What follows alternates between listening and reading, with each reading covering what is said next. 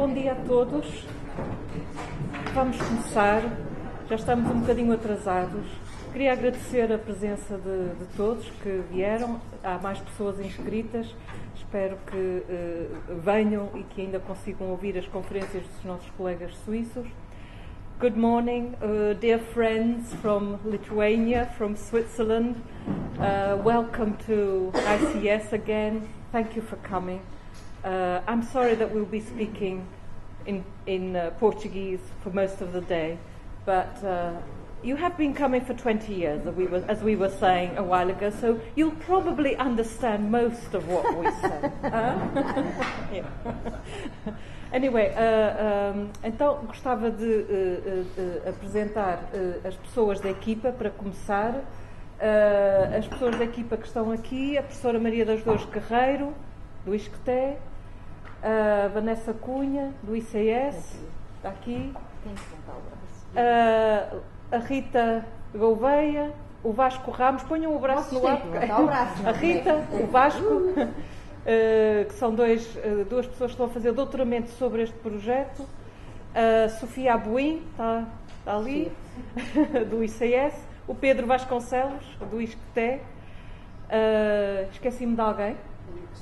A Ana Cristina, infelizmente, a Ana Cristina Ferreira foi operada e, portanto, não pode estar connosco hoje, mas também participou neste projeto e é do ISCTE. Diga, Rita. Ali é a Cátia, devem estar a chegar, exato, não estão aqui. A Lia trabalha no Politécnico de Santarém, mas também continua associada ao ICS, e a Cátia Nunes trabalhou connosco no projeto e trabalha agora no Instituto Nacional de Estatística. Portanto, é uma equipa grande, porque num projeto assim, o que é importante, de facto, são os recursos humanos, não é? Porque um inquérito a nível nacional demora muito tempo a ser analisado para conseguirmos produzir dados. E, portanto, foi esta equipa que fez este trabalho, mas com a ajuda, desde o início, da equipa suíça. E a equipa suíça hoje está aqui representada pelo professor Dominique Joie, que está aqui, da Universidade de Lausanne, o professor Henrique Widmer, que é da Universidade de Geneve, e o professor Jacques-Antoine Gauthier, também da Universidade de Lausanne. Pronto, vão ter a oportunidade de os ouvir de seguida. Eu, como já é muito tarde, eu ia fazer uma breve apresentação do projeto, mas se calhar vou acelerar um bocadinho. Portanto, este projeto, o título é Trajetórias Familiares e Redes Sociais, o percurso de vida numa perspectiva intergeracional. O que é que nos levou, digamos, a fazer este projeto? Três grandes desafios que têm a ver com os desafios que a sociologia colocou aos estudos sobre a família ao longo das últimas décadas. Um primeiro desafio é a dimensão comparativa, a necessidade de perceber a família num contexto europeu. Nós, nos anos 70 e 80, de facto, trabalhávamos com outros colegas, aliás, colaborávamos, tínhamos reuniões, seminários, mas não era para comparar o que se passava a nível europeu, era para trocarmos ideias sobre métodos, para sabermos o que é que estávamos a fazer, não era, nos anos 80? Neste momento, não. Temos necessidade de colaborar também para perceber melhor os nossos contextos em função dos contextos e da evolução da família noutros países. Portanto, foi um primeiro desafio ao qual queríamos responder. Um segundo desafio a nível da sociologia da família, da investigação sobre a família, o facto da sociologia da família estar em transformação. Portanto, houve uma tendência para a sociologia da família se afastar um pouco de alguns temas clássicos. Nós, nos anos 70 e 80, trabalhávamos muito sobre a questão da família nuclear, do agregado doméstico. Tínhamos uma visão também da família mais centrada na ideia do ciclo de vida familiar, que passa por... Uma família passa por certas etapas, não é? Há a transição para o casamento, depois a transição para a parentalidade, a transição para a vida em família sem filhos. Portanto, trabalhávamos certos contextos que, a dada altura, pareciam ultrapassados, já não respondiam, digamos, às grandes mudanças na vida familiar. Por outro lado, sentimos também necessidade, nos estudos sobre a família, de cruzar família com outras temáticas e outras problemáticas teóricas. Por vezes houve uma fragmentação. Por exemplo, a Ana e eu trabalhávamos sobre a família, a certa altura a Ana trabalhou mais sobre a infância. Essa fragmentação da sociologia da família também foi importante para nós termos um olhar mais aprofundado sobre determinados temas e sobre alguns membros da família. As crianças tinham de ser analisadas sozinhas, as mulheres também. Portanto, houve um cruzamento com outros domínios de investigação. Aliás, os estudos de género foram extremamente importantes para desconstruir um pouco a família. Outra tendência na área da investigação sobre a família, o facto de termos tido algum debate teórico, mas não ser tão desenvolvido como noutras áreas. Por exemplo, os estudos sobre o género, de facto, produziram novos paradigmas teóricos. Na sociologia da família tivemos alguma dificuldade em nos orientarmos em termos de discussão teórica e metodológica. Surgiram novos conceitos, mas eu acho que o facto do desenvolvimento teórico ter sido mais complexo e difícil na sociologia da família, devido a este questionamento da própria noção de família, ligou-nos também de uma forma mais sistemática a outras problemáticas, aos estudos sobre o género, aos estudos sobre o life course. Portanto, houve necessidade de nos munirmos de outros instrumentos teóricos. É fácil de identificar, digamos, os grandes fatores que influenciaram estas tendências na área da sociologia da família. As teorias sociológicas. É evidente que os estudos sobre o género, a teoria da individualização, todos estes questionamentos levaram a sociologia da família também a renovar-se. A própria ideia de família, que foi questionada, portanto, a ideia de que tínhamos de ir para além do conceito de família nuclear. O conceito de família nuclear estava muito ligado a uma sociologia funcionalista também, a uma visão da família centrada em papéis de género diferenciados e, portanto, houve necessidade de afastamento relativamente a esse conceito. Por outro lado, a atração de novas áreas de pesquisa e a necessidade, como eu já disse, de outras áreas de pesquisa. Um terceiro desafio foi, neste contexto de renovação da sociologia da família e de ligação a outras problemáticas, tentarmos inovar em termos metodológicos.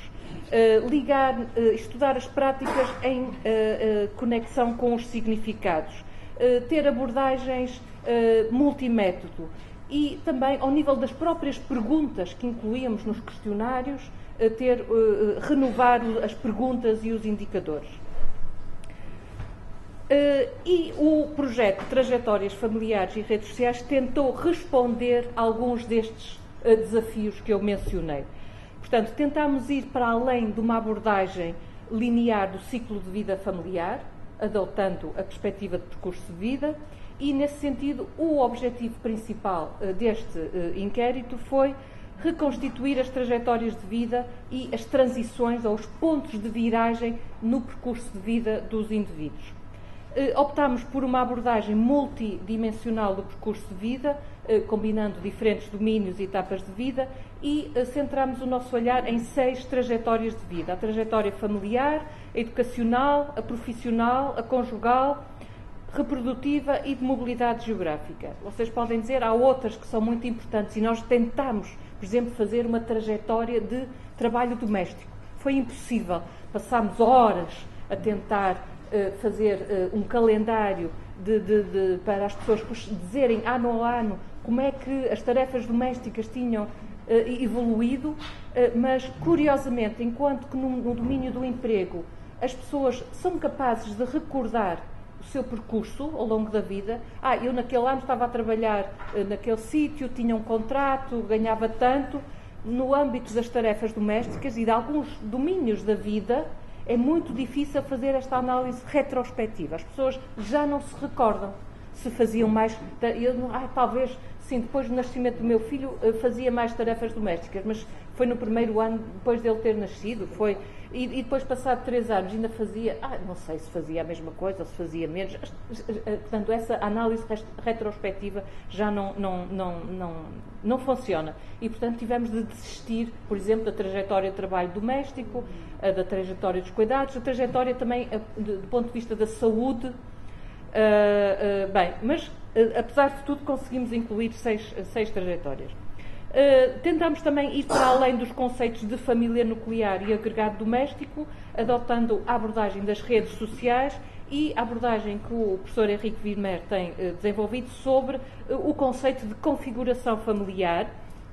Aqui nós tentámos ir para além do mapeamento das pessoas que vivem juntas e tentar perceber todas as pessoas próximas que são consideradas como família. Quem são essas pessoas que nos dão apoio no dia-a-dia, com quem trocamos apoio, afeto, etc. Portanto, ir para além da família nuclear co-residente e ter em conta todas essas pessoas, todas as relações próximas. E depois tentar também ver o impacto do percurso de vida na configuração das redes.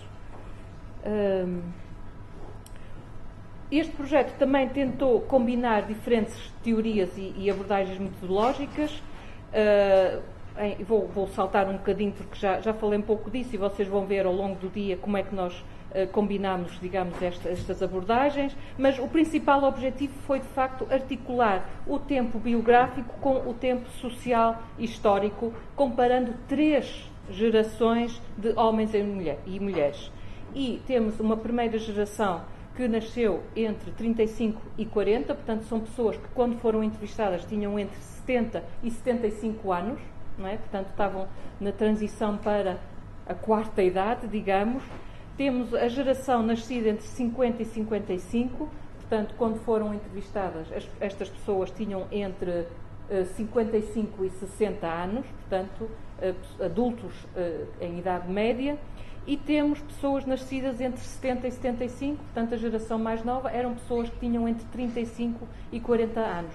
Portanto já foram, digamos, socializadas num clima social pós-25 de Abril, portanto num contexto completamente diferente. Também queríamos perceber a influência do género e da classe social nesta relação entre o tempo biográfico e tempo social e histórico. E um último desafio, portanto, a ideia de ser necessário fazer uma comparação transnacional. E tentamos, digamos, trazer para o projeto outras equipas internacionais. Tínhamos um contacto privilegiado com a equipa de cirurgia da família suíça, portanto, esse foi a nossa primeira abordagem. A Finlândia tentou arranjar dinheiro para fazer o mesmo inquérito, não conseguiu, mas conseguimos. A Lituânia, a nossa colega Vida, socióloga da família também, conseguiu na Lituânia fundos para fazer o mesmo inquérito. Portanto, neste momento temos 3 países e vamos poder comparar. Já é alguma coisa. É claro que era bom termos outros países, mas já nos permite comparar um pouco, por exemplo, qual é a dimensão da rede de pessoas próximas na Suíça, Portugal e na Lituânia. É muito diferente, quer dizer, há algum impacto do contexto normativo e histórico do ponto de vista dessa rede de relações próximas ou não. Portanto, esta comparação transnacional também é muito importante. É, portanto, um projeto com 3 parceiros internacionais. O projeto da equipa suíça chama-se Family Times e é financiado pelo Fundo Nacional para a Pesquisa Suíço. O projeto da equipa lituana é Trajectories of Family Model and the Social Networks. E em Portugal, a equipa, como eu já disse, é uma equipa mista do ICS e do ISCTE, e inclui a Sofia Abuinha, a Vanessa Cunha, a Lia Almeida, a Cátia Nunes, a Maria das Dores Guerreiro, a Ana Cristina Ferreira e o Pedro Vasconcelos. Já apresentei os colegas suíços, a colega da Lituânia, e temos nem é uma rede, já é um programa de investigação. Temos 4 estudantes de doutoramento neste momento, a Rita Gouveia, o Vasco Ramos, a Gael Abi, que está a fazer o doutoramento na Universidade de Geneve, que não está cá hoje, e Lausanne, e o Pierre-Alain Roche, que está aqui, que também. Portanto, temos estudantes de doutoramento que estão, digamos, entre os 2 países e que nos acompanham neste programa de investigação. Muito rapidamente, nós hoje vamos apresentar os dados só do Inquérito Nacional, porque fizemos o Inquérito Nacional, também fizemos histórias de vida, portanto tivemos uma metodologia de histórias de vida, temos 20 histórias de vida destas 3 gerações, mas hoje vamos apresentar os resultados do Inquérito Nacional, que foi aplicado. Este projeto começou em 2008, foi financiado pela Fundação para a Ciência e Tecnologia, foi aplicado entre 2009 e o início de 2010, com uma taxa de resposta de 60%. Trata-se de uma amostra aleatória representativa de homens e mulheres pertencentes às tais 3 gerações, que estão ligados a tempos históricos e sociais diferentes. E utilizamos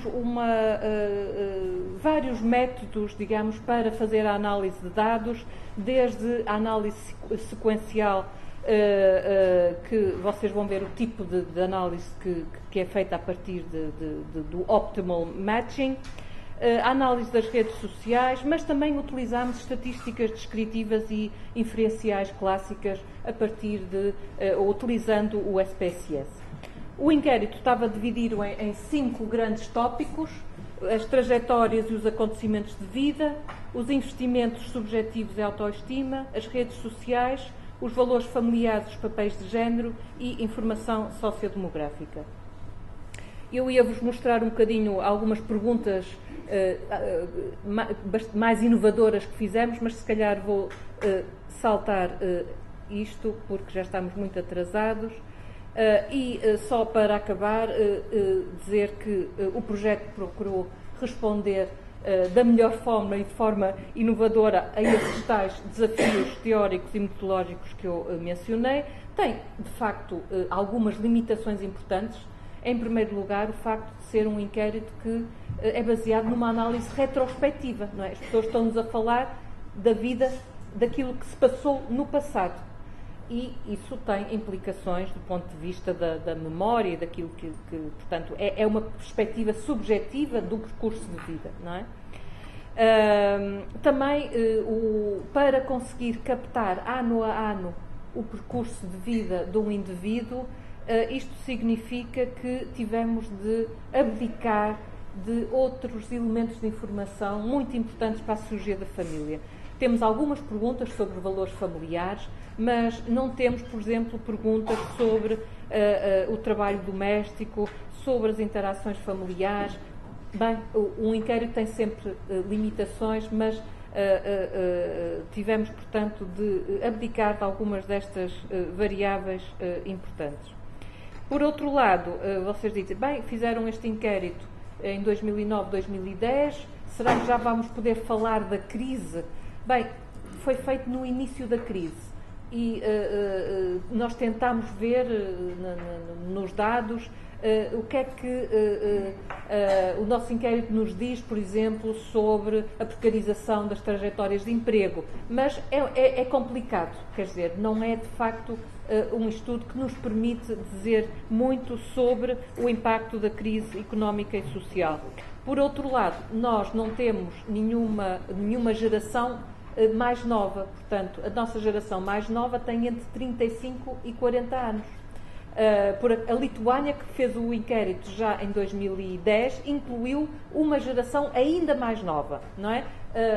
How old are they, Vida? Your young generation, they were born between 80 e 85, entre 80 e 85, pronto. Portanto, aí já é possível falar da geração mais nova e do que é que está, como é que elas estão, essa geração está, digamos, a sofrer o impacto da crise. Nós não temos esses jovens adultos. Por outro lado, tentamos então incluir também na análise países que raramente são incluídos nas análises sociológicas comparativas. Hoje não vamos falar do comparativo, mas se houver tempo no debate podemos também acho que era importante mencionar alguns contrastes que já começam a emergir. Neste momento estamos a construir uma base de dados transversal aos 3 inquéritos para poder fazer essa análise comparativa. Portanto, é um processo, é uma segunda fase, digamos, de análise dos dados. Bem, obrigado a todos, um bom dia de trabalho. Vocês já têm o programa à vossa frente, portanto, vamos ter uma primeira parte da manhã dedicada a uma apresentação mais teórica e metodológica da perspectiva do percurso de vida e das configurações familiares, e depois a seguir passamos para a apresentação dos resultados do nosso inquérito. Queria agradecer também à professora Ana Nunes de Almeida por representar hoje aqui o ICS e a Reitoria da Universidade de Lisboa, e vou-lhe dar a palavra para ela também vos dar as boas-vindas. Não, como quiseres. Just to say a few words in English to thank our foreign colleagues. I'm very pleased and very honored to participate in this opening session on a double condition, on a dual status.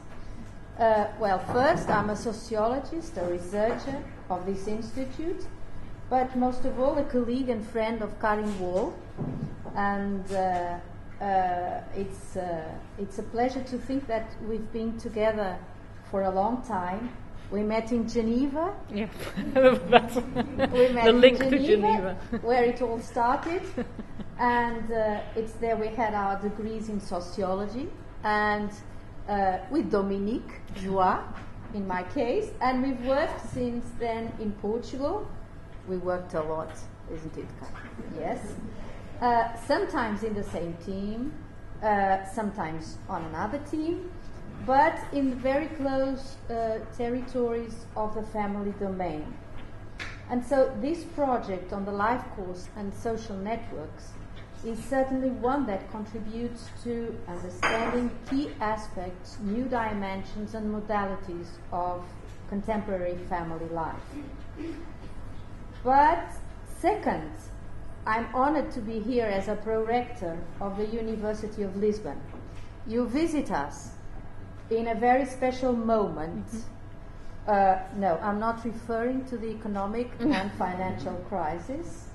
I'm referring to an institutional change, an adventure, I could say, because the University of Lisbon is undergoing a merging process with the Technical University of Lisbon, aiming to create a new university in Portugal with a mission, a research university committed to science, teaching and innovation, involved with the Portuguese society and the city of Lisbon, with a European dimension and open to the world, the Lusophone world especially. The reinforcement of internationalization already in movement is a priority. The international space of science, excellency and innovation is our horizon. In so doing, the new university will reinforce the visibility of Lisbon as one of the European capitals of culture and knowledge, as an Erasmus city and a pole of attraction of students from all over the world. So I think that this project, this program, this network and this seminar, putting together different researchers, interesting seniors and juniors, PhD students, different research teams and universities, is an excellent example of this effort of internationalization that moves us all. So I wish you a very fruitful and inspiring working journey and a very happy stay in Lisbon. So now, let's go to work.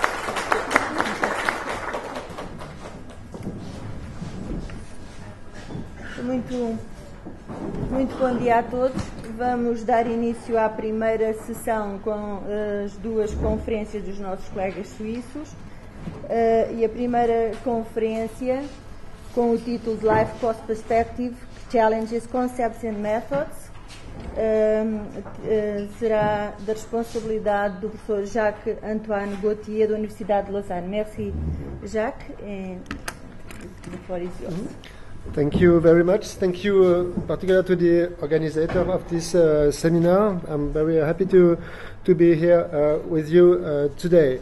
In this presentation, I'm going to give you an overview of the life course perspective by presenting first its challenges, what I called in search of lost time. I will give you explanation in a second. It's a concept, what I called social reality happens in stories, and the methods associated with it, and in particular the way we can go from the life course perspective as a theoretical background to sequence analysis as a methodological way to perform it. And I will, of course, give some conclusion on that. Is it right? Okay. In reference to the French novelist Marcel Proust, we may begin to present the life course approach as a search of lost time, since order and processes are at heart of a social science theory, with time being a central structuring force of it. Let us consider, for example, at the various sociological levels. First, at the macro levels, we found the evolutionist so-called meta-narratives, such as functionalism or historicism. Let's think of Marx' historical materialism, which is characterized by a succession of societal stages, tribal, ancient feudal, capitalist, and communist, which is characterized by specific states of productive means changing over time. Or, other example, Durkheim's theory of the social division of labor, which goes from a so-called simple society to organic communities. Also at the macro level, we found in the theory so-called natural histories, what also called universal narrative, stemming from the first Chicago School of Sociology. Robert Park and his followers generalized developmental narratives for describing and explaining social processes such as revolutions, gang formation, delinquency, or occupational careers. At micro and meso levels, we find life histories. Let's take biographies as an example of life histories.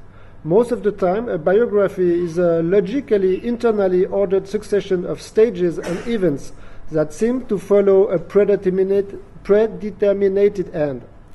The issue of the extent to which the shaping dynamic is internal or external for life history to individual is debated. And also at the micro level, we found life cycle models. Famous example is the family life cycle model that puts that during a lifetime one goes through a finite set of stages defined by the age and number of children living with us. Such models show difficulties to take alternative patterns into account. Now, why such of a lost time? Andrew Abbott, the American sociologist from Chicago, who first proposed empirical analysis using sequence analysis in social science, he presents some argument towards this approach. For him, time is central to most current theories in the social science, whereas it is much less taken into account in social science method. And this is very important. It's central to social science theories, but absent in social science methods. For now, let us consider this simplified opposition. In Chicago University, at the beginning of the 20th century, in this early sociological tradition from which stem many of the life histories I just presented, one claims that for understanding social life, one has to contextualize it, spatially and temporally. Social facts are situated. They can't be isolated from their context. They must always be expressed as relationships to other individuals, but also to time and place. Methodologically, this approach takes the form of exploratory case studies. Analytically, it implies inductive reasoning that is starting from facts to generalization. Afterwards, in the Columbia University, for various reasons, one being the development of marketing and opinion researchers, new stream of research emerges in Columbia University through the development of surveys. This is associated with the use of variables that permit measuring relationships between abstractions such as gender, education, or bureaucracy. Methodologically, they rest on confirmatory statistical studies using hypothetical deductive reasoning. According to Abbott, this methodological shift is associated with a risk of decontextualizing social phenomena, and in particular to take time out of the analysis of social phenomena. Abbott explained that this decontextualization is associated to statistics and to countings. For instance, through the increasing use of variables and the measure of association between them. With their generalization, social scientists begin to integrate a probabilist image of causality. For them, Abbott claims, principal effects become progressively the causal force to the detriment of, for instance, time. He therefore argued strongly for reintegrating temporal context. For that, he claimed that social facts has to be considered as what he called stories or narratives. Events are not only bound to immediate past, but also to remote past. There is, he claims, a narrative order characterized by sequential dependency and coupled contingency. Those sequences are independent. He claims for bringing history and sociology then closer together. And about in the 70s, one observed a revival of the longitudinal perspective. Through qualitative approach, as for instance the récit de vie of Daniel Berthaud, and through more quantitative approaches with the development of, for instance, national panels, as for instance the panel study of income dynamics in the USA, but every big countries many countries have a panel now, or the large-scale longitudinal studies such as the Berlin Aging Study. And it is at about the same time that the life course paradigm emerged in the scientific community. And this revival of longitudinal interest for longitudinal data, that is for a revival of considering time as a central in the reflection. This call for new methodological tools allowing to discover natural histories, to parse carries, that is to be able to consider the enchantment of time, the different position of individual in a career, to describe temporal structuration of social processes, and to describe interactional field, that is multidimensional and interdependent social processes. Measuring the effect of time has been targeted for a long time by social scientists, and many methodological options are already available today. Let me briefly mention some of the most famous ones and present one or two examples. We can distinguish three broad approaches: modeling strategies, formal description, and empirical categorization. Among the modeling strategies, we have time series method, the rational method, event history method, which are quite widespread, and sequential game theory, of which I won't speak now. This is the most simple time series model we can have. You can plot what you spend each year for your holidays, for instance, and just see the variation of it over the time.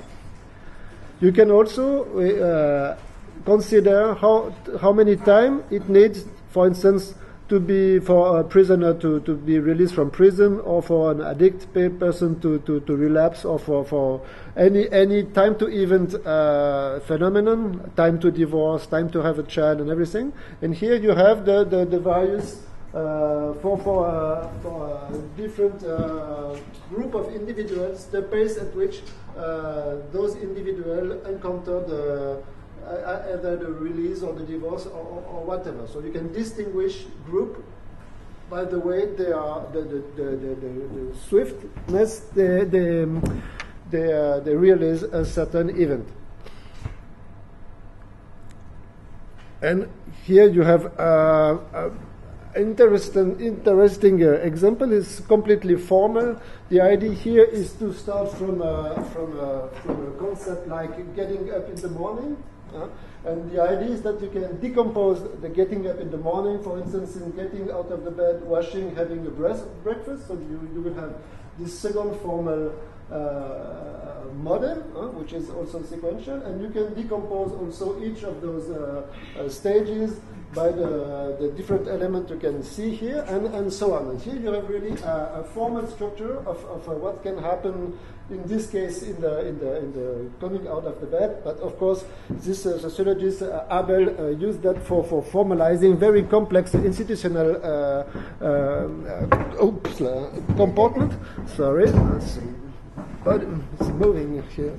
So and finally, it's why the topic I will enter in more detail here, empirical categorization. That means taking together patterns of social process. Here is a occupational career of man, and putting them together a way that they are the most similar together. And in order to present a generalization of individual trajectories, which is relevant for the social theory. So I will come to this in a minute. But just keep in mind that there are many different possibilities to formalize life courses, and that is the one we privilege here in the team, and that I will present later on. Now, more about the concept. Why we can say that social reality happened in stories. We saw that the notion of order and process were at heart of social science theory. Let us now present some additional general feature of what we can call the life course perspective on social processes. They can be social, plus, of course, social, psychological, biological, or whatever. But let's concentrate on social one. The centrality of order and process in social science theory make about claim that social reality happen in stories, that he called those story narratives. Becker, famous figure of the Second Chicago School, also claims for sequential model of social reality, as for instance deviance. He insists, for instance, on the fact that explaining factors, the causes, are not simultaneously influential. A social process is divided into phases that have their specific explanation. The final behavior can only be explained by the chronological succession of these phases. In this perspective, the various elements of such narratives are not only bound to immediate space, but also to remote space. I give the famous example on how one becomes a marijuana smoker. He distinguished three phases that have distinct conditions. First, learning the smoking technique with confirmed users. Second, learning how to perceive the effect of marijuana, symptoms, perception, and their relationships to consumption. And third, learning to appreciate the effect through peer validation. But keep in mind that considering social processes as stories does not mean that they are free of constraint, and that, for instance, individuals are free to orient their life wherever and whenever they want, as some postmodernist stance may support. This does not mean neither that social processes are somehow predetermined. They unfold in a web of constraint and opportunity. Following the work of Levy and collaborators, aiming at offering an interdisciplinary perspective on the life course, most narratives may be formally described using the following four elements: trajectory, stage, event, and transition. Let me give you a short definition of this term. Trajectory may be seen as a model of stability and long-term change, or as a sequence of social integration, a sequence of profile of social integration that represents the variation over time of one or more roles an individual holds in various life spheres. It is used to describe the movement or development occurring during the whole lifespan. Stage refers to a life period of relative, be it structural of relative stability, be it structural or functional, such as family stages, child development stages, or at a macro level, period of economic growth. Transition refers to the idea of change at the end of a stage.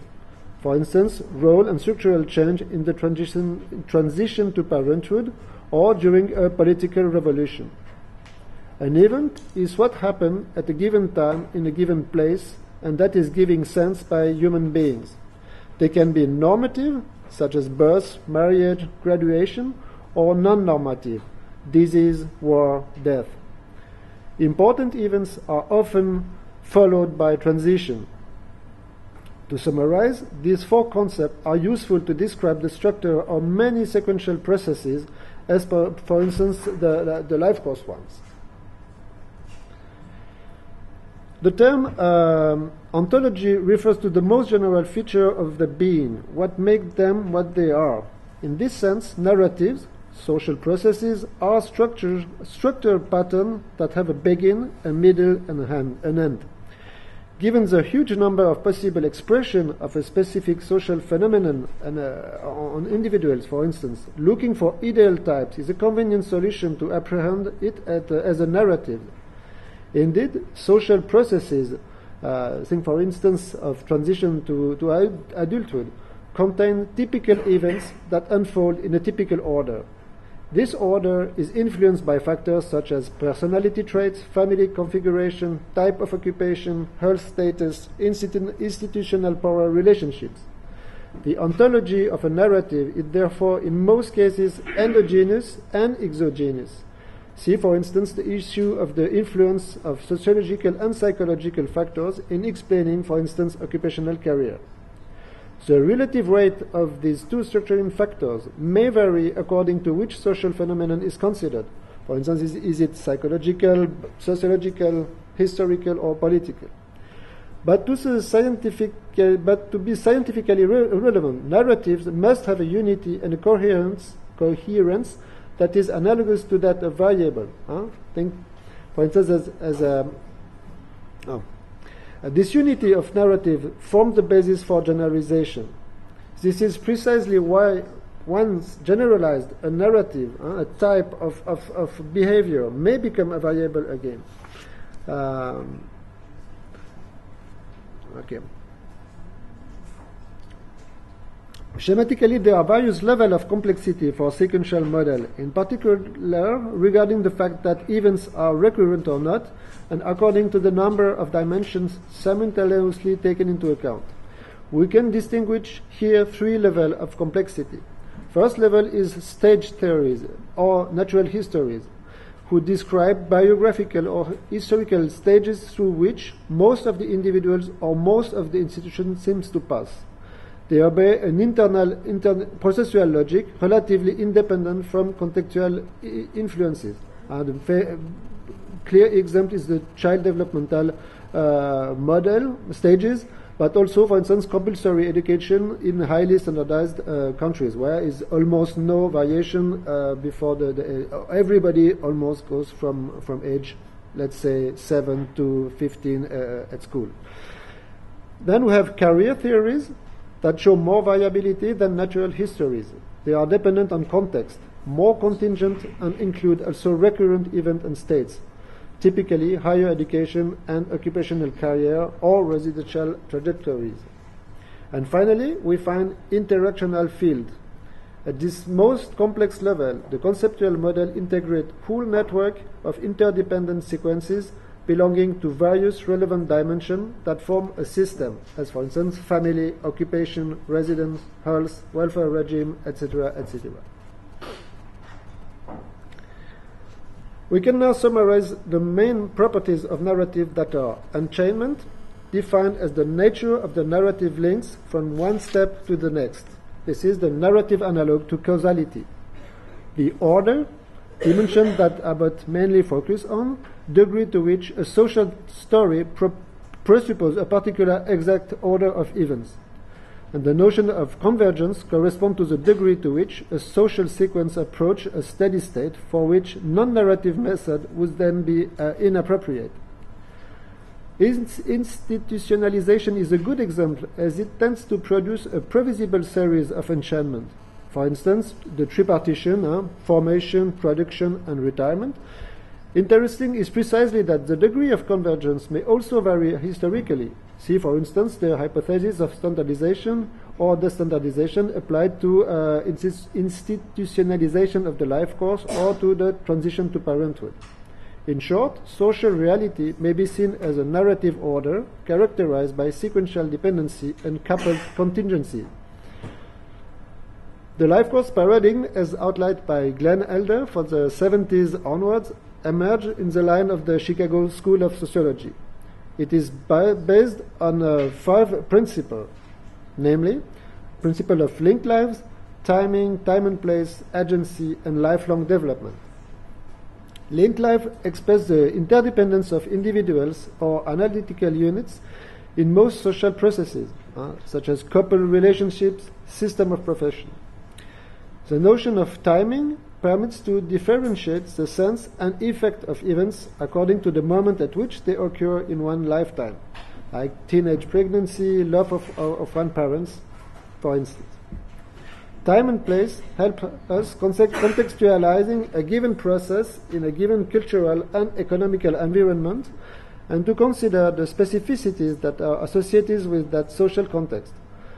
For instance, the difference between being a child at the time of the Great Depression or short before the Glorious 30? Glorious 30. Alike, the formal concept of trajectory, the notion of lifelong development, insists on the fact that social processes are to be considered as at the lifespan level.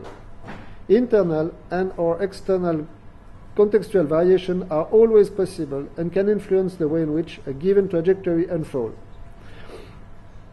See, for instance, the mechanism of cumulative advantage or disadvantage that said that some distinctive feature, for instance, being a man, coming from a wealthy family, working continuously full-time, having educational degree, being born in 1940 rather than in 1940, 1940 rather than 1920, produce advantages that accumulate over time.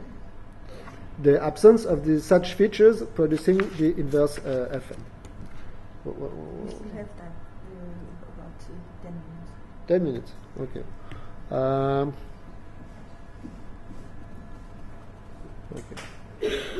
So just probably I will be very quick on this, but it's a very famous bill to have in mind for expressing what I just said. It's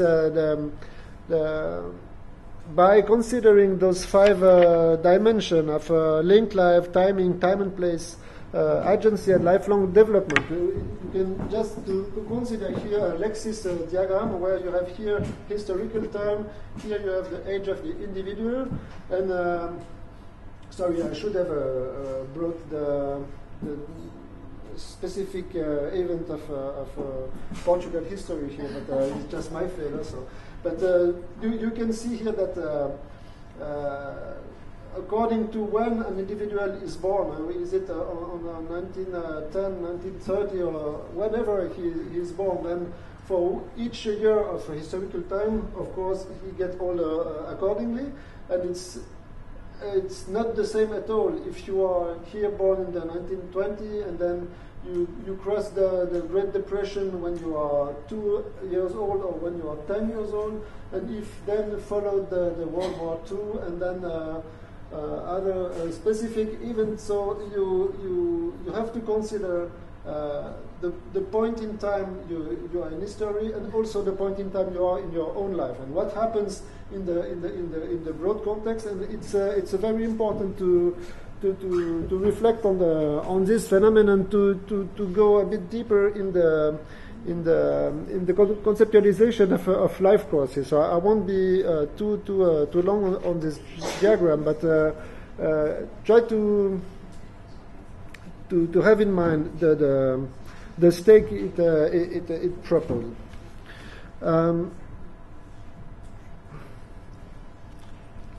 Just a word on another important aspect of life course I just mentioned. It is cumulative advantage and disadvantages.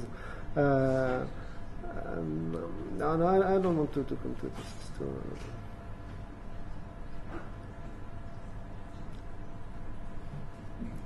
It will be too long. So let's be a bit more simple. So keep in mind that you have competing hypotheses concerning the life course in the modernity. First, you have one big aspect, which is called the standardization of the life course. A sociologist, for instance, Martin Colley, showed that during the last 2-3 centuries, we observe a progressive concentration of specific biographical transition to specific ages, what he calls sequentialization, chronologization, tripartition. That means that there are more and more people that are making the same transition, like entering school, leaving school, getting out of family of origin, finding a job, at the same age, and all make the same transition. This is a first conceptualization. Is it like this? Are the life course now standardized? Another hypothesis concerns the fact that concern the sexuation. Life course is of individual. Are they determined by the gender group they belong to? Is there a specific trajectory for men and one for women respectively? Is it given that if you are a man or a woman, you follow a specific life course? And from the late 20th century onwards, we see the development of the individualization, pluralization of the life course hypothesis. That means the breakdown of previous dominant models, what we call destandardization of individual life course through pluralism, eclecticism, where prevalence, timing, spread, and congruence of the life course had radically changed. That means did we enter an era where the individual choice makes all possible way of structuring one's life course possible. There are, of course, alternatives to those three propositions or mix of it, and this is just to give you a broad overview. And now, finally, to the method we can have to address finally those theoretical considerations.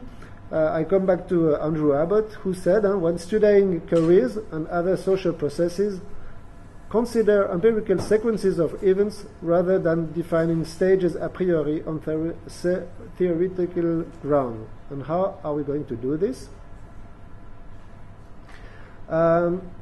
We are going to try to propose an operationalization of individual life courses, as considering that it's longitudinal, that individual participate or are integrated simultaneously in various social fields, such as family, occupation, association, or whatever. So individuals are defined at any moment by the profile of their specific social integration, what kind of roles they have in each of the different social fields they participated in. Are they a mother in the one, a full-time occupied in another one, and politically active in a third one, for instance? And, which is absolutely central and important, what is the variability of that profile over time, according to, for instance, family life stages or historical context? That means, given the age or given the time, the historical context, is the one who was a mother and full-time occupied, is it the same 5 years later? And can we explain why it is the same or why it is not the same? So we can see the life course as a sequence of profile of social integration, or as Levy put it, as of participation. How can we go a step further and then code data to try to give an answer to this. And a way to code the data is to define a universum of statuses. Here, for instance, occupational statuses. We say, okay, we define there are 7 states. It's, of course, a decision of the researcher. We can say it's 9 or 6 or 12. But we define what's the possible states an individual can be in. For instance, full-time, part-time, negative interruptions for illness, for instance, positive interruptions like sabbatical. It is exclusively at home, it is retired, or it is an information, education status. You assign one unambiguous occupational status to each year of the respondent's life from age, let's say, 16 to 64, but you can also say you want to have 25 to 49, no problem, but you define the time span you want to observe, and then you have you assign to each individual which are here what we call the sequence of social statuses they have for the time period you want to observe. So they are characterized by this enchantment of, let's say, 50 different possible different statuses over time. And what does it give? If you take that simply as it is for your sample, and you put that on a spreadsheet of for instance Excel, you will see that here you have the age of women from age 80 to 63, and for each age you have the proportion of individuals which are in one of the 7 status I just described. So very few people which are women which are full-time occupied at age 18, and much more for education.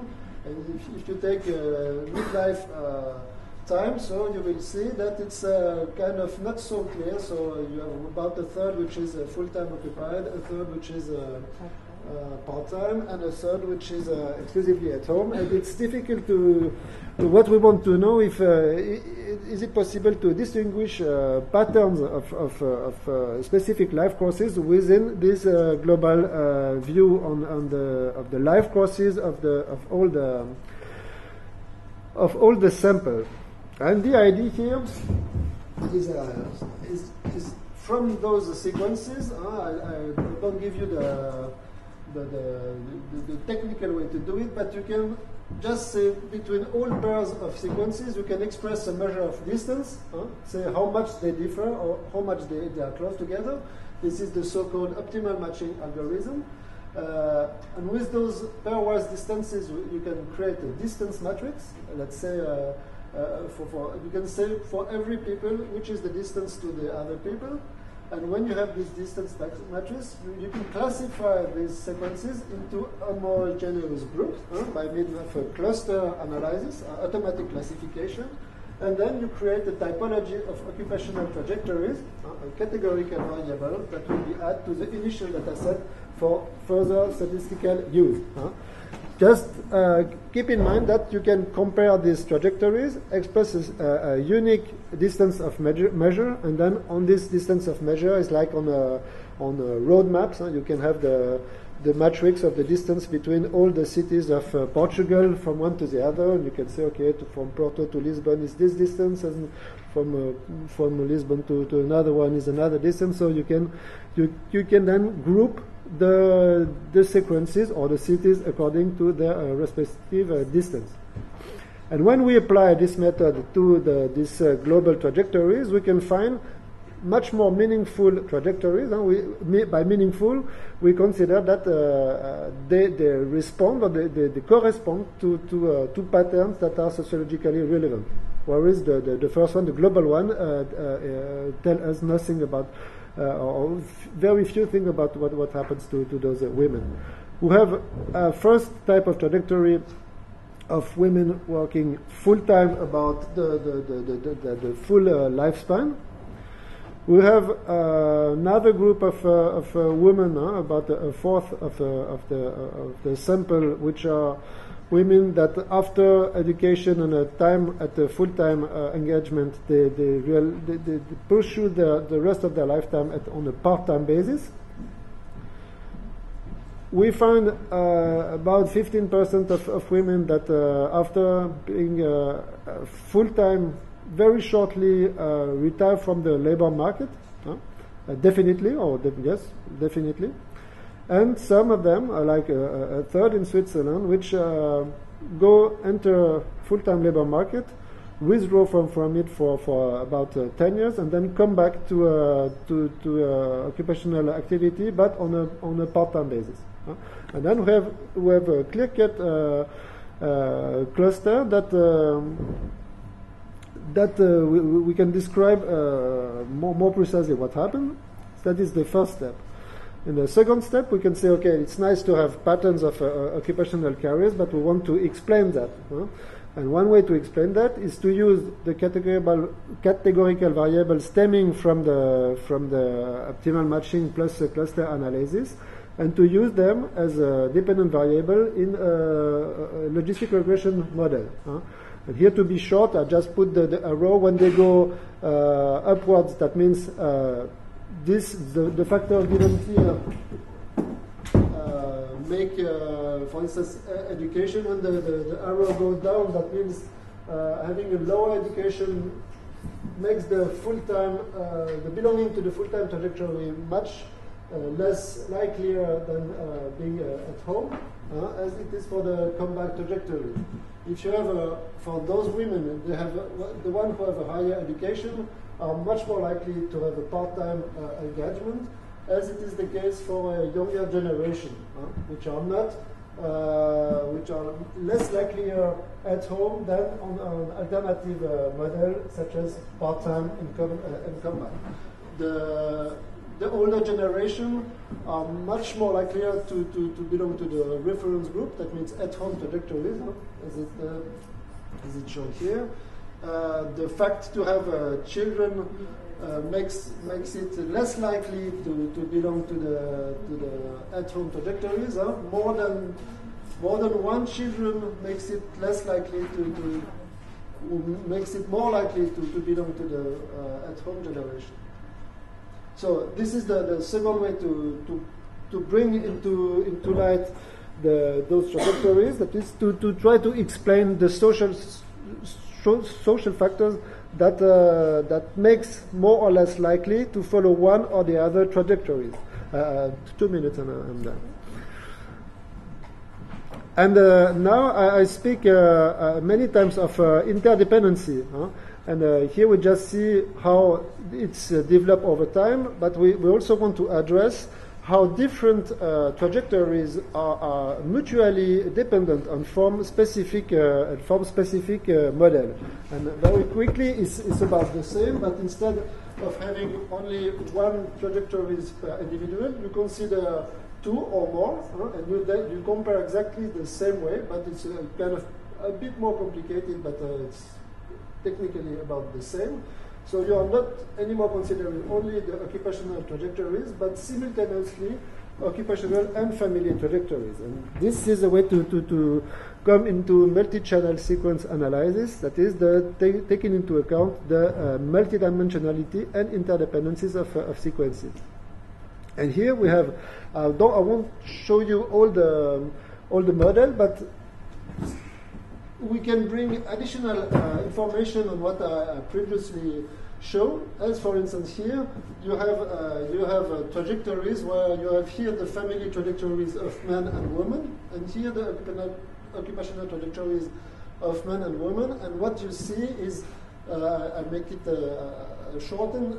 Here is characteristic of people who are with a divorce in the family of orientation.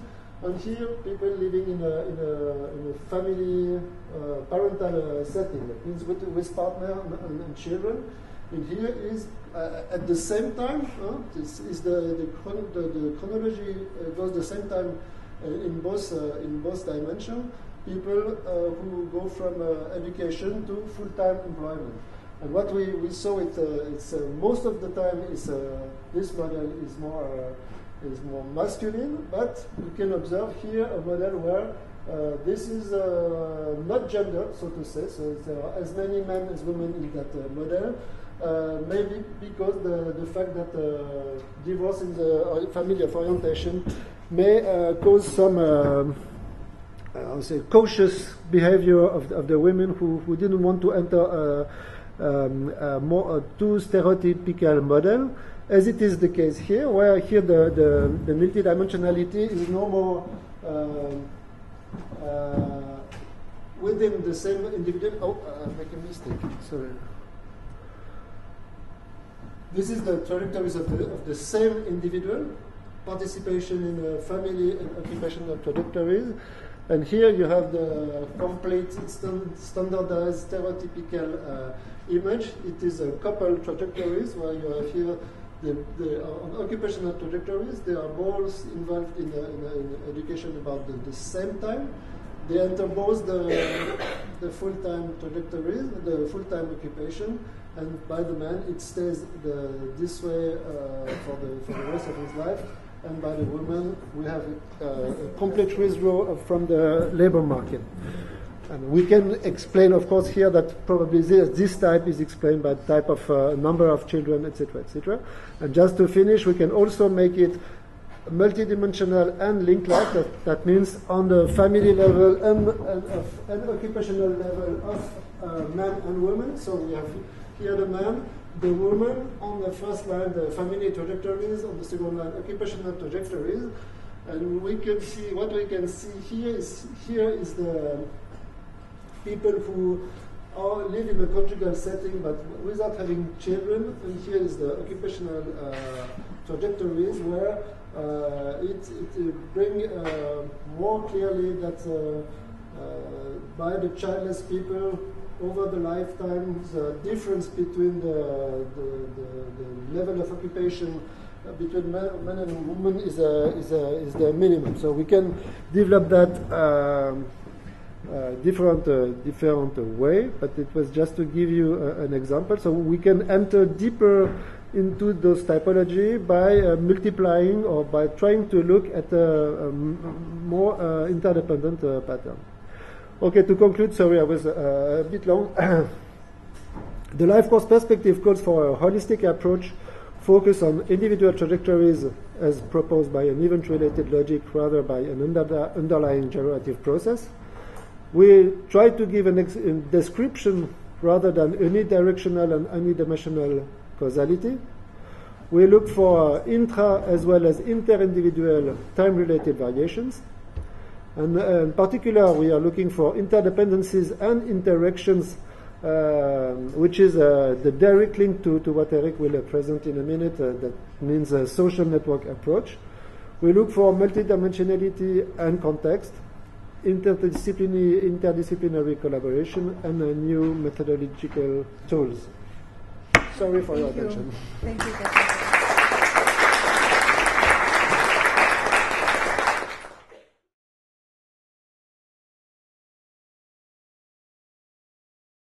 Hello everybody, my name is Eric Whitmer. I'm a family sociologist, and the organizers of this conference asked me to shortly present you some of the underlying assumptions about family research that actually explain how the Portuguese as well as the Swiss and the Lithuanian surveys were set up.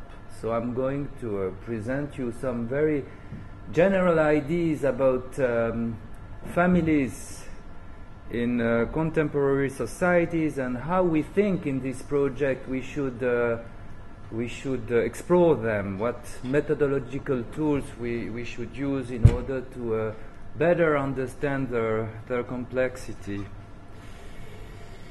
Oh, I hope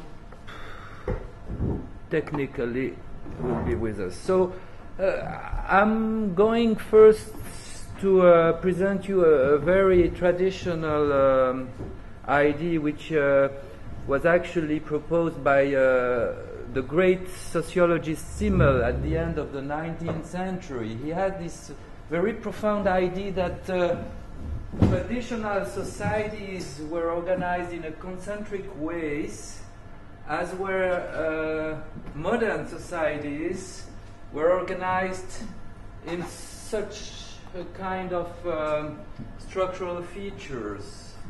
The basic idea that in traditional societies you have an individuals which belong to a family, which belong to a kinship networks, which belong to a village or a community, which belong to a country or whatever it is. So the whole integration patterns of those societies are like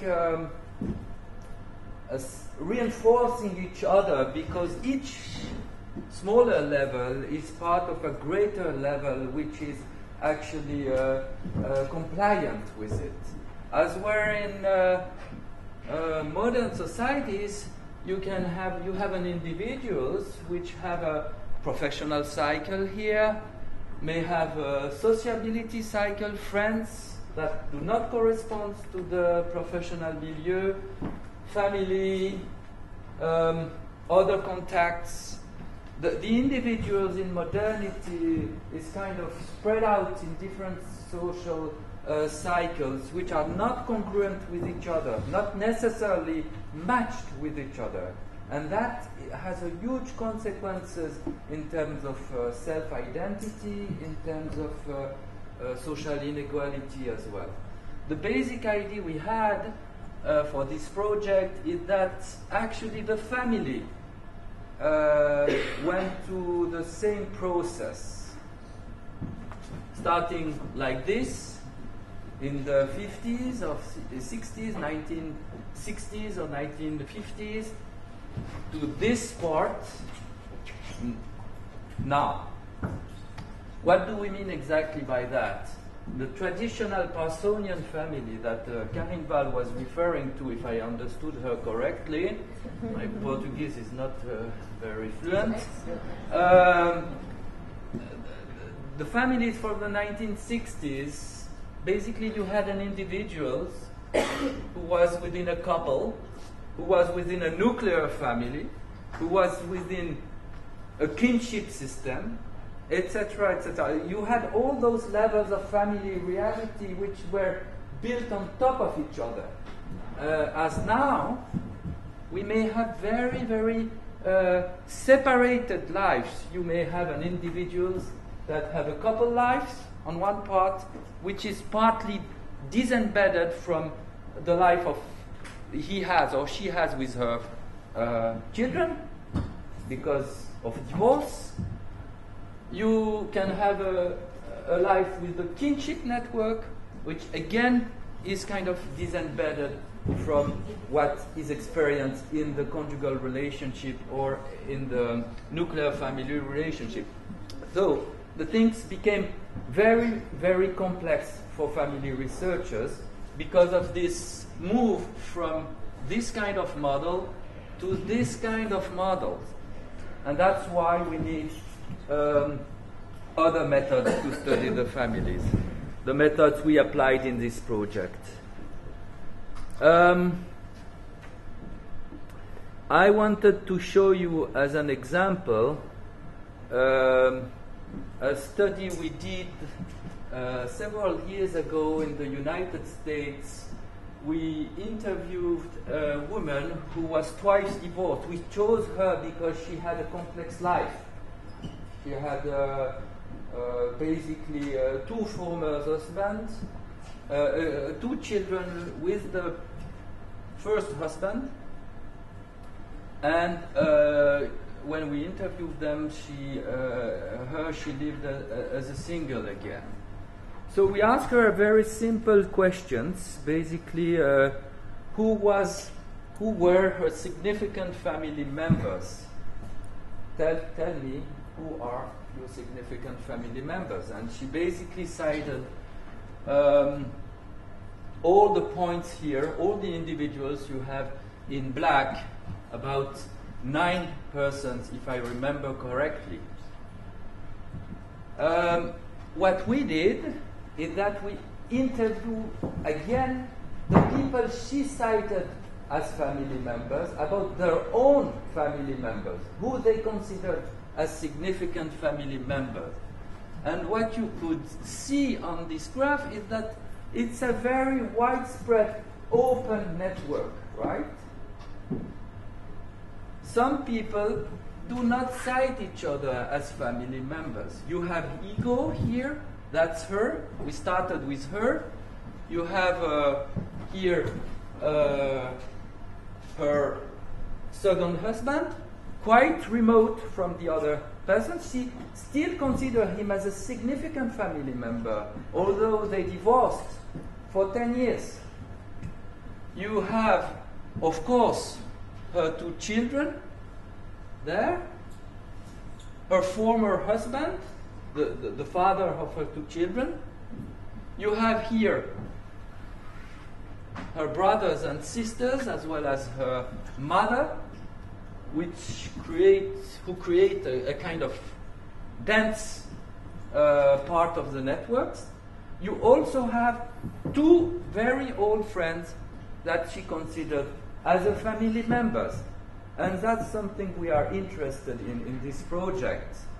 The divide between friends and kinship ties, blood ties, is not so obvious as we thought it was. Some people, some friends, are considered as family members for reasons associated with the life course that Jacques-Antoine talked about before. So have widespread networks with many people rather unconnected with each other. That's the reality of the family today. If you focus on, if you have a definition of the family as the biological, an heterosexual couple and her its biological children living together, which is the definition that was used in research on the families for years, you miss a lot of the complexity and of the resources that is associated with family life. As an additional proof of what I'm saying, we computed for the 9 persons cited by Betty as significant family members.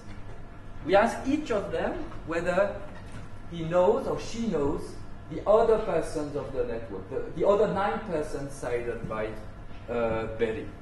And it was very astounding that about 30% of the people cited by Betty do not know each other. They are foreigners. They barely know each other. Maybe they have heard of the other names, and that's it. When we consider only the very close and the close persons, it's about 35%. 35% of the people of these networks that I presented you, 35% of these 9 persons here in black, who were directly cited by Ego, are close. That's, that asks a lot of questions about our representations of the family as a very small group of people who know each other, who appreciate each other, who are supportive to each other.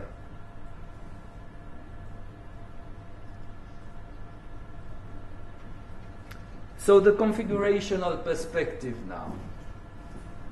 So as Karin said, our study is based on the idea that families are not small groups of very well interconnected people with a clear division of labor between parents and children, husbands and wives, but rather are configurations of ties. Are no more.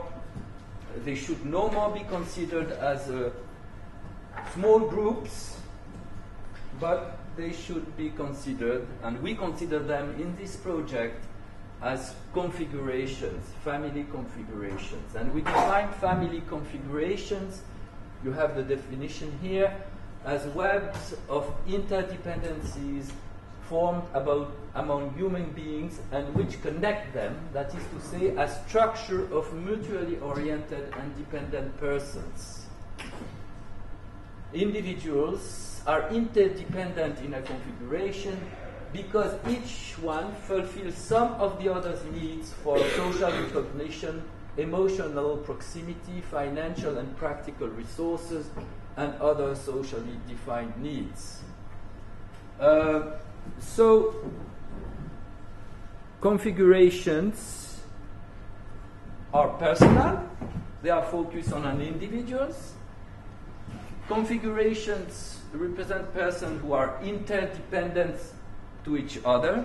Those interdependence can be positive, associated with support, emotional support, financial support, practical support. We are not saying that families do not provide resources. Actually, they are very important for social capital. I'm going to come back on this issue later. But they also feature power struggle and conflict, and this is a great part of the configurational perspectives on families. When ego, for instance, had to deal with her mother problems, she had an old mother, Nina, here, very central in the family configurations, who required support, right? And there was at the time a big debate between brothers and sisters in order to know who was going to take care of the old mother, right? And the decision eventually was that Nina had to go to live with Ego. And the problem was Ego had also very strong connection with her children. So she could not accommodate her mother, who had a very bad temper, and her children on the other side, who also required assistance, emotional support, etc. So the family processes are really about balancing the investment that we can do between non-complementary persons and issues.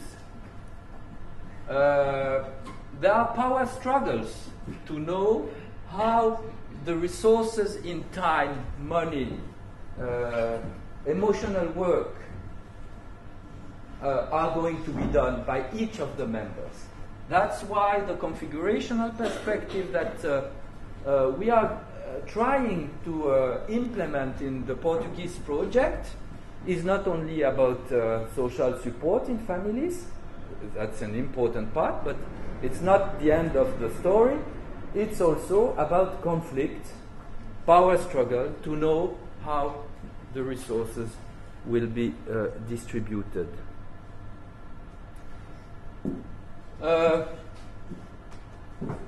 Four main points, important points in this perspective.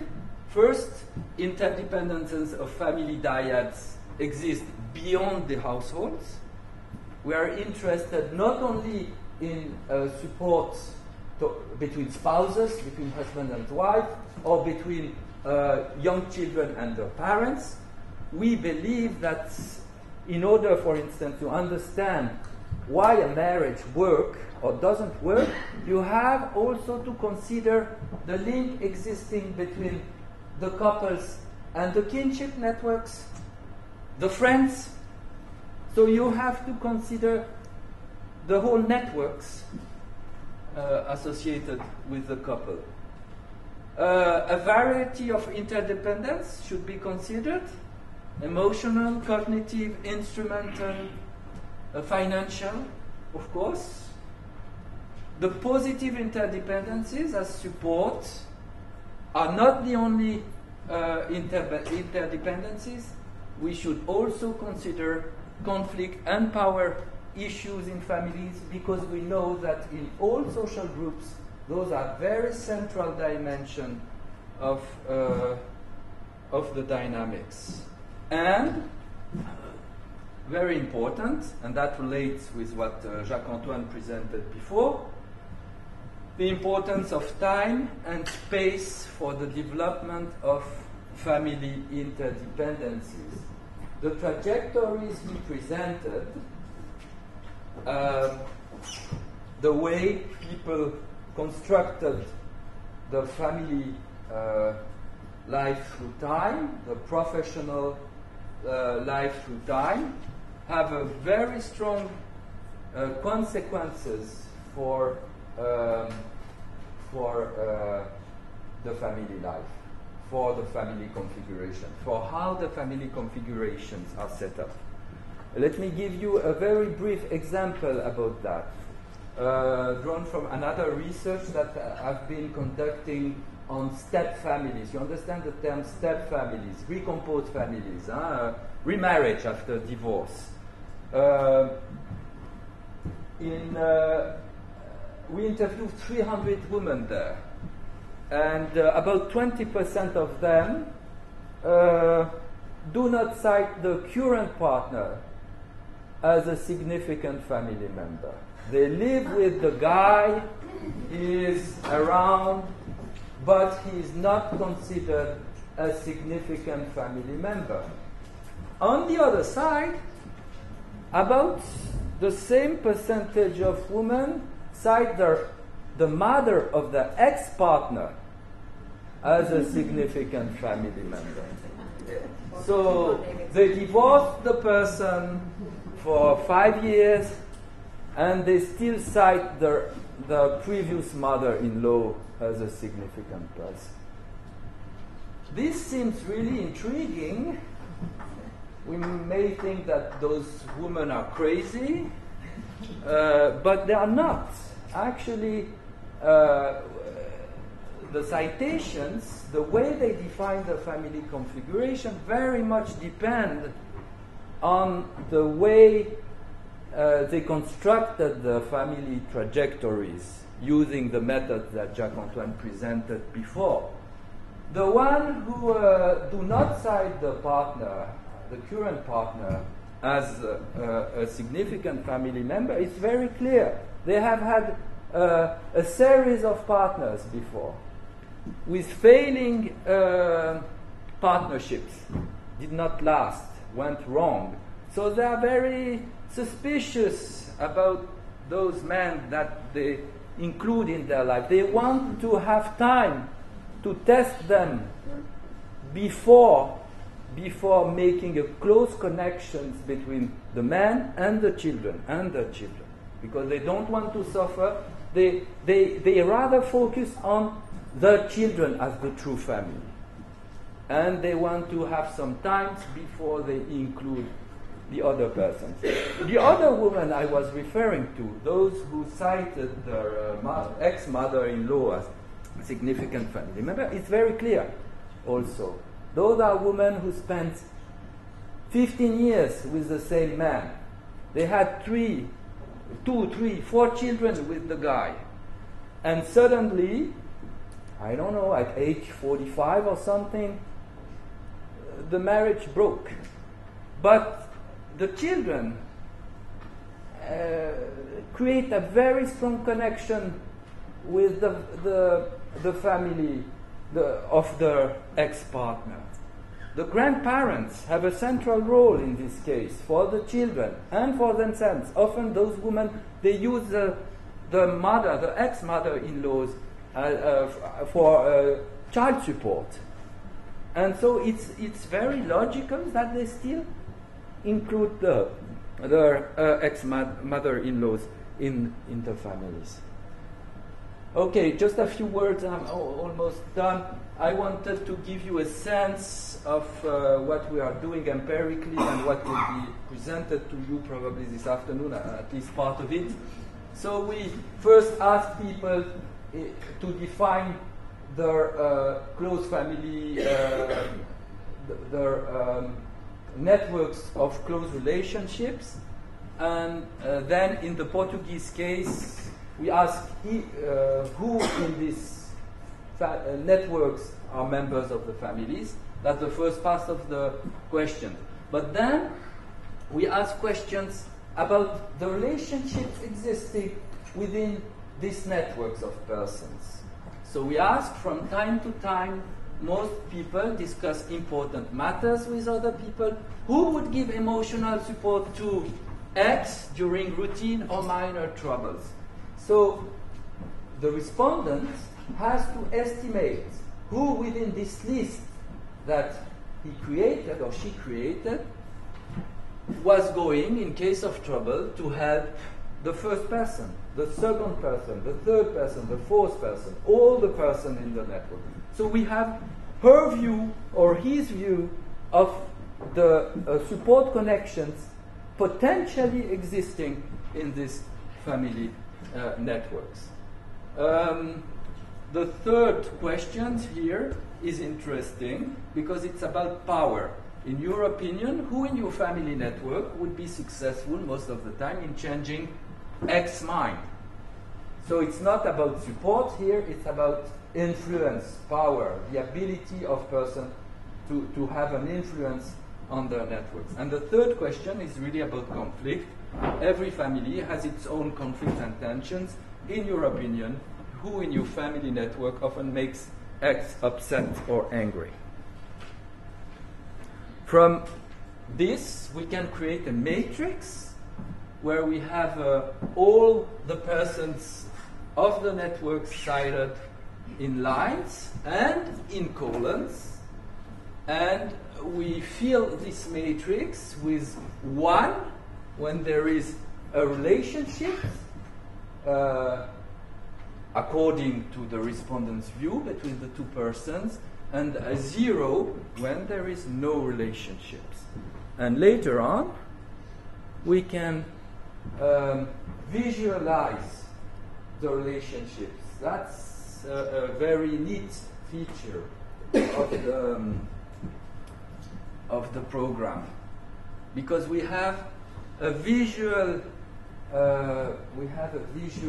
mapping of the relationship. We can see who connects with whom, who is central in the network, who is peripheral. Is the networks very densely connected? Are there many connections about the people of the network? Or is the network very, very poor in terms of connections? And that's all these kinds of measures were done in the Portuguese survey. So we have, for instance, very low density networks like this one. You see all persons are not unconnected with each other, versus extremely high density network where basically everybody is connected with everybody else, and situations that are in between where some people are connected with some other people. We believe that this density of the networks, of family networks, is extremely important to understand how family works, how identity is built in family, how social inequality reproduce in families. I'm going to skip the theoretical part on social capital because my time is, I think, set. I'm going to just say a few words about the research that were drawn. So this is a long time interest for family network that we have in Switzerland. We started with family networks of young adults. We did that until 2004. Then with some colleagues here, with Jacques-Antoine, we were interested in family networks and psychiatric disorder. We interview many people with psychiatric problem and see how they define their families with very interesting results. Then we have this major project that I talked about before, about step families, recomposed families from 2009 to 2012. And now, running, we have this Family Times survey, Family Trajectories and Social Networks, with Dominique Joie and Jacques-Antoine Gauthier, which is actually the Swiss part of this international project that we have with Portugal and Lithuania. So thanks to this FamTimes project, we really can now link the micro-sociological interest that we had before with a more comparative study that Karine was referring to. In summary, family that matters go well beyond the household. We should not limit ourselves to what happened within the households. Family ties and other ties such as friendships or even professional relationship should be considered together. The family sociologists, they always believe that there is a realm of the family, that the family is something totally different from other kind of social ties. In this perspective, we do not believe that. We rather stress the communalities existing between the various types and interest ourselves in the interconnections between them. Family configurations provide distinct types of resources, of social capital to their members. These ties are important for self-identity and social inequalities, and I'm sure that the Portuguese team is going to refer to that this afternoon. Current issues, the impact of gender, social class, spatial and historical effects on family configurations via or through the life trajectories of individuals. That's why you had two presentations, general presentation, the one of Jacques-Antoine and the one of myself this morning, because we really believe that in order to understand contemporary families, you have to take into account on one side the trajectories and on the other side the configurations beyond the nuclear family. Thank you.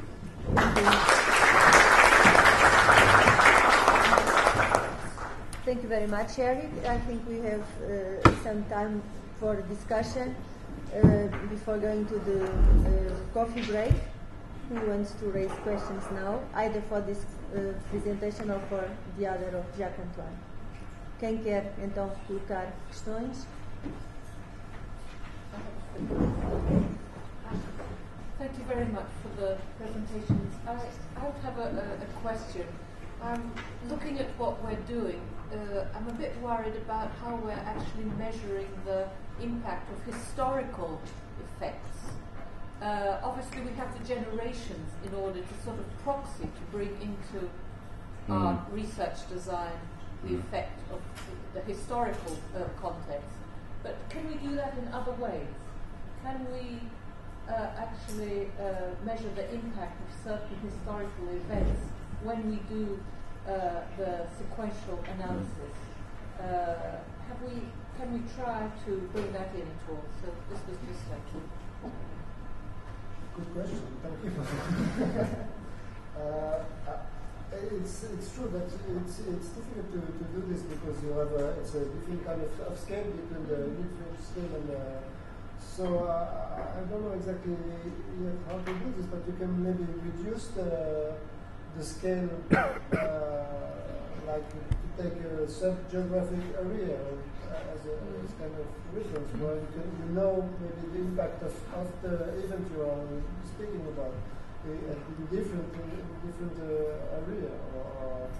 But it's not possible if you just use an event as explaining a variable, so you have problem. Yeah, for example, the revolution. We took that as an example. As I said, maybe you can say somebody who were at the time at a place where it has really so you can recall or complexify the trajectories, but not so easy. But so direct solution, I don't know, but we should think about how we can decompose the effects. We already discussed that with Dominic, the answer is at best mitigated. So. Any other questions? I have a question, mostly for Eric. It's not so much regarding the configuration perspective, which I know and I know the work, but in the theoretical discussions on this subject, namely when you began your presentation presenting, well, the Zimelian hypothesis for the diversity and not total overlap of the social circles in modernity, compare with pre-modern and traditional societies. I would like to ask you, it's not exactly a specific question to be answered, but it's more a request for a comment. If this theoretical perspectives do not simplify in extreme the reality of pre-modern societies. That is to say, if this idea that it was all so well organized and concentric and not in fact more like us, even if for very different reasons that do not have to do with individualization processes or whatever. If these, in fact, if these perspectives do not create a completely fantastical view of what those societies were, and in fact a view which corresponds probably in most cases with the normative description we had on those societies, but which in fact was not the reality of most people's lives. No, I fully agree with you. No, and even Simmel, I think, would agree with you, because when you read his work carefully, he said that this concentric model do not correspond to all traditional societies, all social groups in traditional societies, that there is much more mixed, actually. It's more like an ideal type of you understood, I use it in order to make sense, not of the traditional society, but more of the way we considered the families of the 1960s. I think that many sociologists actually exactly made the error that you suggested. They think of the family of the 1960s and maybe of the family today as a very homogeneous thing. You have the individual, the couple, the family with the children, and the kinship around it. And I think they are confused, exactly as you said. I mean, the second part of the Simmelian typology is much more interesting for us, because I think this corresponds to what is the reality today and what might have been also the reality of yesterday, of before. Mais alguma questão? Ainda temos uns minutos. Sim, Manuel. Yep. I'd like to make a question to both, because I got a bit confused at the end with one thing, which is, I mean, in the perspective of this type of analysis, what do you think is the main or privileged unit of analysis? Because at a certain moment, I thought that I was sure that it was the network, not the individual. But I think that there is also, you are also suggesting that the individual life story is fundamentally coherent, which is something that I have difficulty in accepting. So I'm a bit confused of what are you trying to make sense of primarily? Is it the individual or is it the network? It's the duality between both. The individual creates to some extent the network, but the network is composed by individuals also, who have an influence, a power on the individual. So it's an interplay. between individual and network. And the unit of analysis is really both, actually, and the interaction between both, which make it very, very complicated, very difficult, but very inspiring and powerful. But I mean, this question is really a fundamental question for network analysis, not only in this project, but overall, because networks are influenced by individuals, and individuals are influenced by networks. And I think you should really use the two levels, actually. I don't know if Jacques-Antoine want to add something. Level? If you consider a trajectory of couple, for instance, so multiple trajectories, so then you are looking for a couple, and not really for individuals. You are changing the stop at a fully price of purchasing, so it's duality between the two. When we like the analysis, so when I make the individual transference, so the focus is on individual, but then you simplify it, and then you can use it, we consider you can use it in other analysis, change the status. What Jacques-Antoine presented, for example, is what he created as a method is the multi-channel analysis, where you can create typologies not only for one trajectory of one person, but one trajectory for 2, 3, 4 persons together.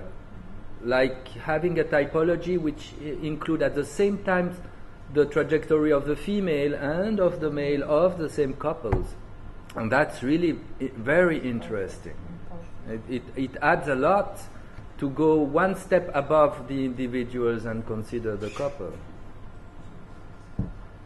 Bom, eu creio que estamos na hora de fazer o coffee break e espero que, se algumas questões entretanto surgirem, elas possam ser debatidas nesta pausa para café. Voltaríamos e retomaríamos dentro de 15 minutos, ou seja, às 11h30, como está no programa.